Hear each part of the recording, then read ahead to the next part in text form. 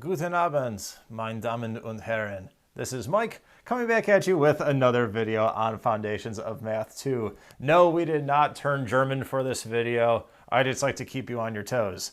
In the previous video, we talked about the set of natural numbers, factors, prime numbers, composite numbers, prime factorizations, canonical forms, GCDs, and LCMs, P's, R's, and Q's, other abbreviations. In this video, we are going to talk about whole numbers and integers and operations with these guys as well.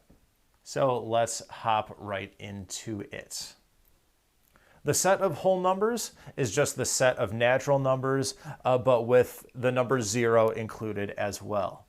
As a set in roster notation, it looks like this right here: 0, 1, 2, 3, 4, and so on and so forth. The set of integers consists of the set of whole numbers, but also the opposite of each natural number. And these opposites, we have a special mathematical phrase for them. It's called the additive inverse. More to come on that later. And in roster notation, this is what the set looks like. 0, 1, 2, 3, 4, 5, all the way up, so on and so forth. And then also all the way down, so on and so forth. -1, -2, -3, -4, and so on. And the special letter or symbol that we use to symbolize the set is the letter Z here. It's a fancy looking Z. It's thicker in the middle there. You'll see me typically write it like this, which is essentially the same way. And how these natural numbers and their additive inverses or opposites work is that when you take a natural number and you add it with its additive inverse, you get 0. Like 2 and -2. Add those up, you get 0. 10,000 and -10,000. Add those up, you get 0. The distance that these numbers are from 0 is called their absolute value. A lot of this video, I think, is going to be just more of a review, not so much brand new stuff here that's coming out of right field. If you are asked to find the absolute value of a particular number, if the number is positive, then the absolute value is just going to be the number itself. If the number that you have to find the absolute value of is negative, then the absolute value is going to be the opposite or the additive inverse of the number. And now when I say the additive inverse, I don't mean the negative version of it. I mean the negative of the negative number, which is a positive number. I'll show you what I mean in the next slide or two. And the absolute value of 0 is 0 because it's 0 distance away from 0. The absolute value is always a positive number. You should never have a negative number as a result of finding the absolute value of something. So for example, if I was given the number 9, the opposite of 9 is going to be -9. But the absolute value of 9 is just going to be the number itself. It's just going to be 9 because 9 is 9 units or places away from 0. If I was given the number -14, the opposite of -14 is +14. And +14 is also the absolute value of -14. So in this case, the opposite and the absolute value are the same thing. Adding and subtracting integers or whole numbers is very straightforward. If you're adding a negative integer, that's the same thing as subtracting the opposite of the negative integer. So if I had 2 plus a negative 7, this is the same thing as doing 2 minus 7, which, as we know, is a negative 5. There. If you are subtracting an integer a from another integer b, then that's the same thing as adding the opposite of a, so minus a. Works in the exact same way, just sort of the opposite way as adding a negative integer.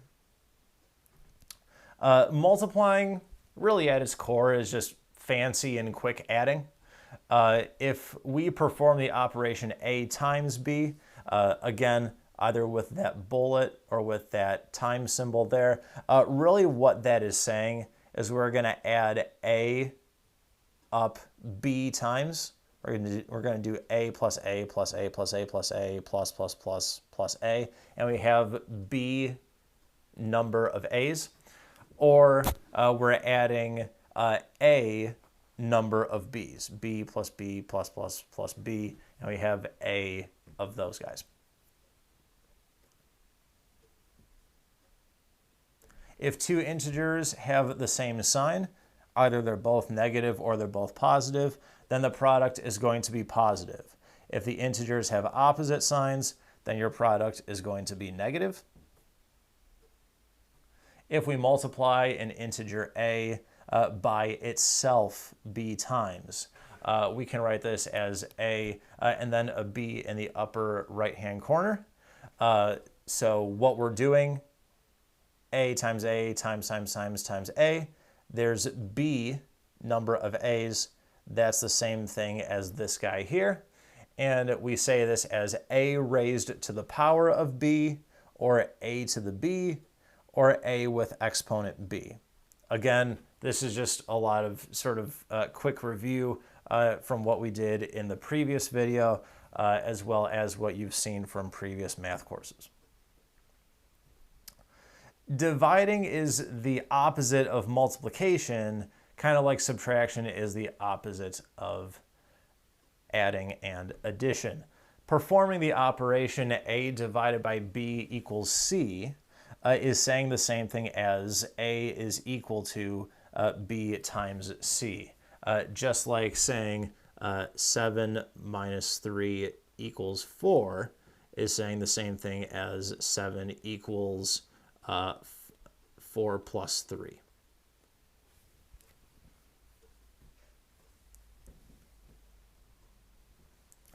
If two integers have the same sign, again, both negative or both positive, then the quotient, the thing that we'll get as a result of dividing those two integers, is going to be positive. If the integers have opposite signs, then the quotient is going to be negative.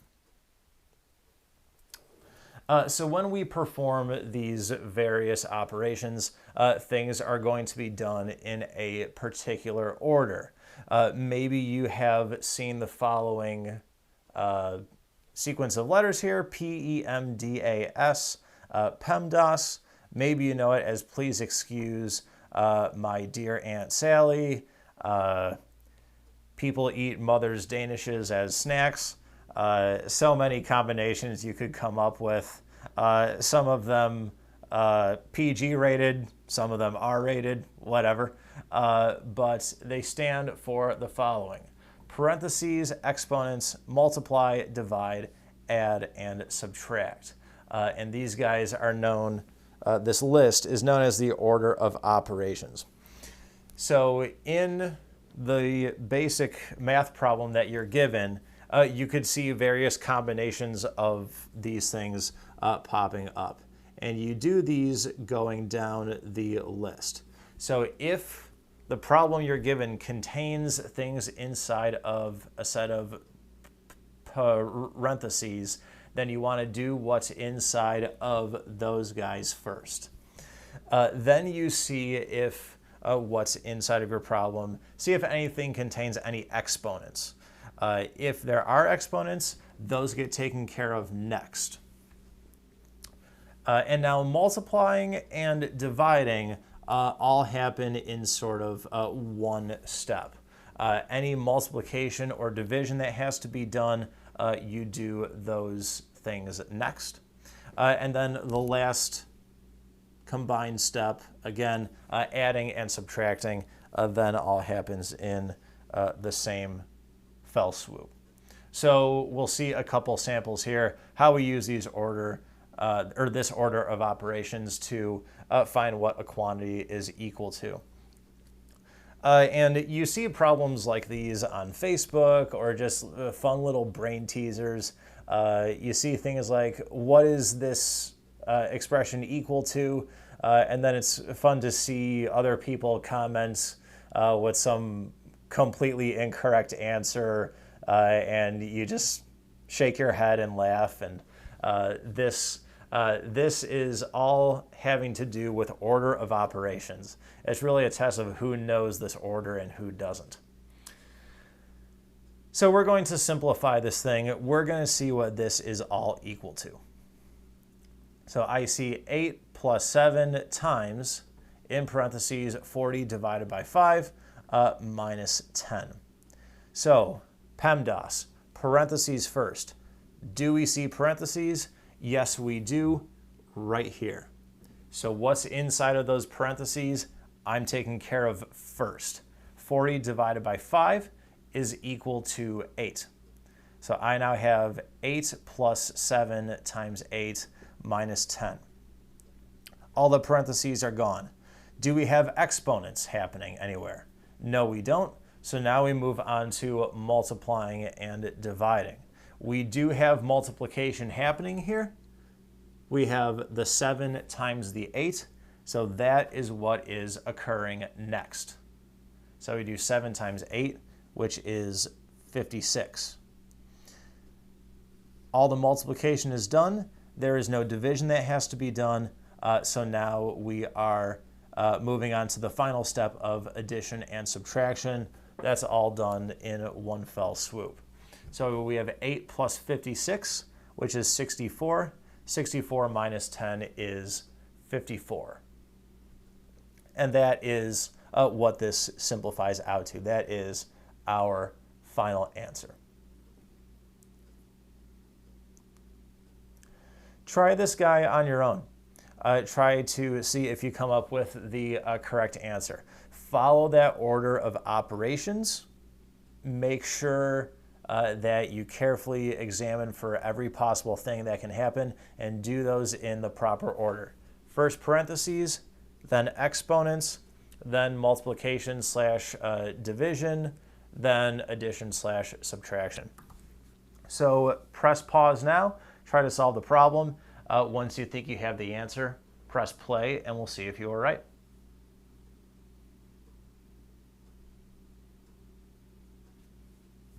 All right, so let's see if you came up with the correct answer.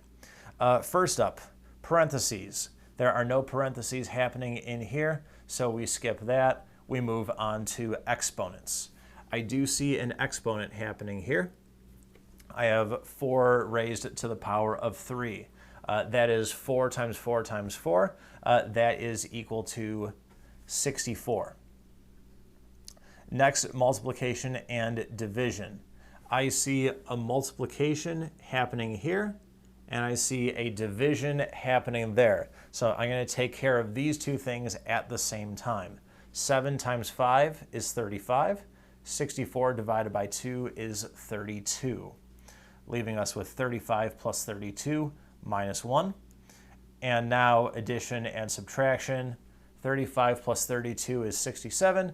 Minus 1 is equal to 66. So hopefully you came up with the answer of 66. If you did not, go back through, try to figure out where you went wrong. Just one last more problem to try on your own. See if you can figure out what this one is going to be. Again, press pause. When you think you have the answer, press play and see if you got the correct answer.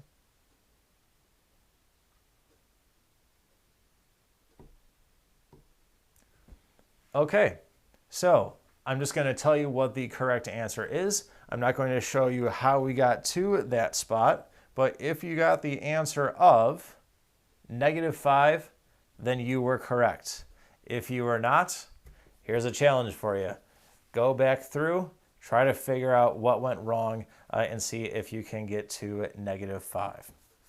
So this concludes our video on the whole numbers and the integers, the basic operations that we do with them, as well as the order of operations. In the next video, we are going to take a look at the set of rational numbers. If you have any questions or comments, please be sure to reach out to me, guys. Any way, shape, or form that you can. Fly here and ring my doorbell, rocks through my window, flare guns, cannonballs through the house walls, whatever you have to do. Otherwise, until the next video, take it easy, guys.